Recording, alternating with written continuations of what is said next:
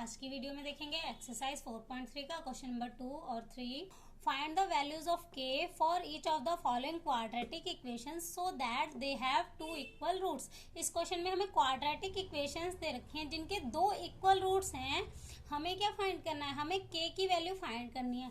अब equal roots कब होते हैं? जब हमारे डिस्क्रिमिनेंट की वैल्यू किसके इक्वल होती है? 0 के इक्वल। तब हमारी इक्वेशन के क्या होते हैं? दो इक्वल रूट्स होते हैं। देयरफॉर जब हमारे बी स्क्वायर माइनस 4ac की वैल्यू 0 होगी तब हमारे क्या होंगे? दो इक्वल रूट्स। तो अब हमारे पहली इक्वेशन में a की वैल्यू क्या है? a की वैल्यू हमारी है 2, b की वैल्यू है k एंड c की वैल्यू क्या है? 3। अब हम d निकालेंगे, d equal to B square minus 4ac। तो b की वैल्यू हमारी क्या है? k, तो k का स्क्वायर माइनस 4 इंटू ए की वैल्यू क्या है? 2 और सी की वैल्यू क्या है? 3 इक्वल टू क्या रखेंगे? 0, क्योंकि क्या है? इसके दो इक्वल रूट्स हैं। अब के की स्क्वायर तो के स्क्वायर माइनस 4 टू ज़ा 8, 8 थ्री ज़ा 24 इक्वल टू 0। अब ये माइनस का 24 इधर आएगा तो प्लस का 24। अब स्क्वायर इधर आएगी तो क्या बन जाएगी? रूट। तो रूट 24। अब 24 का रूट कैसे फाइंड करेंगे? इसके फैक्टर बना लेते हैं। 2 1 ज़ा 2 2 ज़ा 2 6 ज़ा 12 2 3 ज़ा 6 3 1 ज़ा 3। अब यहाँ पे एक 2 का पेयर बन गया, बट फिर उसके आगे 2 और 3 का कोई पेयर नहीं है, तो 2 एक बार रूट से बाहर आ जाएगा और 3 2 ज़ा 6 रूट में, तो 2 रूट 6। तो हमारे पास 24 का रूट क्या आया? 2 रूट 6। तो हमारी के की वैल्यू क्या हो गई? 2 रूट 6। तो फर्स्ट पार्ट यही हमारा कंप्लीट हो जाता है। अब नेक्स्ट सेकंड पार्ट देखेंगे। तो अब सेकंड पार्ट देख लेते हैं। सबसे पहले हम इक्वेशन को सॉल्व कर लेते हैं थोड़ा सा। के एक्स को एक्स से मल्टीप्लाई करेंगे तो क्या आ जाएगा? के एक्स स्क्वायर माइनस के एक्स को 2 से मल्टीप्लाई करेंगे तो 2 के एक्स प्लस 6 इक्वल टू 0। अब यहाँ पे a की वैल्यू हमारी क्या है? एक्स स्क्वायर का कोफिशिएंट k, b की वैल्यू है माइनस का 2k और c की वैल्यू क्या है? प्लस का 6। तो c की वैल्यू है 6। अब हम d को 0 के इक्वल में रखेंगे तो B square minus 4ac equal to 0।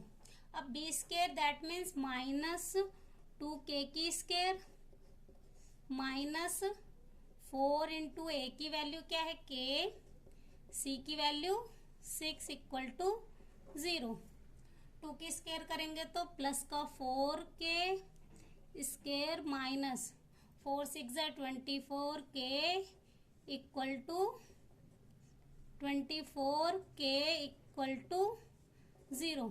अब इन दोनों में हमारा 4k कॉमन आ जाएगा तो ब्रैकेट में क्या बचेगा? k minus 6 equal to 0। अब ये 4k इधर मल्टीप्लाई में तो उधर जाएगा डिवाइड में, तो क्या हो जाएगा? ये तो 0 बन जाएगा। तो यहाँ पे हमारे पास क्या बच गया? k minus 6 equal to 0। अब ये माइनस का 6 उधर जाएगा तो प्लस का 6, तो k इक्वल टू 6। तो सेकंड पार्ट में हमारे पास k की वैल्यू क्या आ गई? 6। तो यहीं से ही हमारा क्वेश्चन नंबर 2 हो जाता है कंप्लीट।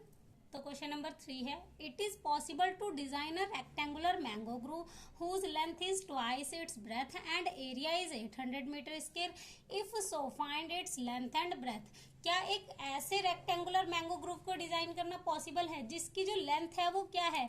ब्रेथ का ट्वाइस है। लेंथ जो है वो ब्रेथ का ट्वाइस है और इसका एरिया कितना है? 800 मीटर स्क्वायर। इफ सो अगर है तो हमें क्या फाइंड करना है? इसकी लेंथ एंड ब्रेथ फाइंड करनी है।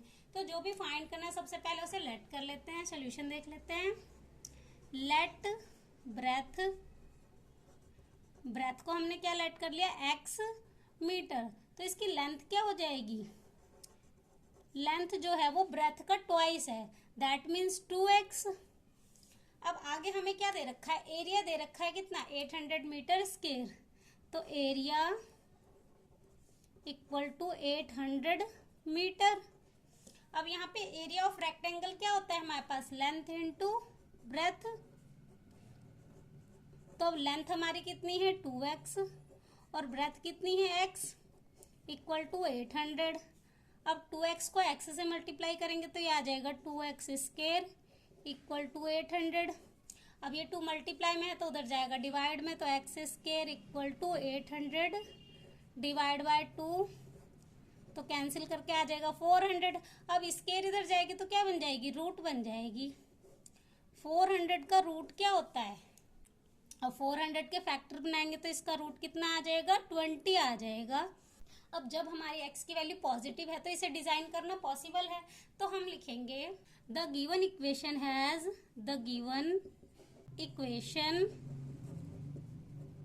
Has real roots. जब इक्वेशन के रियल रूट्स हैं तो इसको डिजाइन करना पॉसिबल है। Therefore mango grove can be design. तो मैंगो ग्रुप को डिजाइन करना पॉसिबल है। अब जब मैंगो ग्रुप को डिजाइन करना पॉसिबल है तो हमारी लेंथ क्या हो जाएगी, लेंथ हमारी क्या है, ब्रेथ का ट्वाइस है, दैट मीन्स 2x है, तो 2 इंटू एक्स की वैल्यू क्या है 20, तो ये हो जाएगी 40 मीटर। अब लेंथ हमारी हो गई 40 मीटर और ब्रेथ हमारी क्या है, जो भी हमारी x की वैल्यू आई है वो ब्रेथ है, तो ये कितनी है 20 मीटर। तो थर्ड क्वेश्चन यहीं पे हमारा हो जाता है कंप्लीट। क्वेश्चन नंबर 4 देखेंगे नेक्स्ट वीडियो में।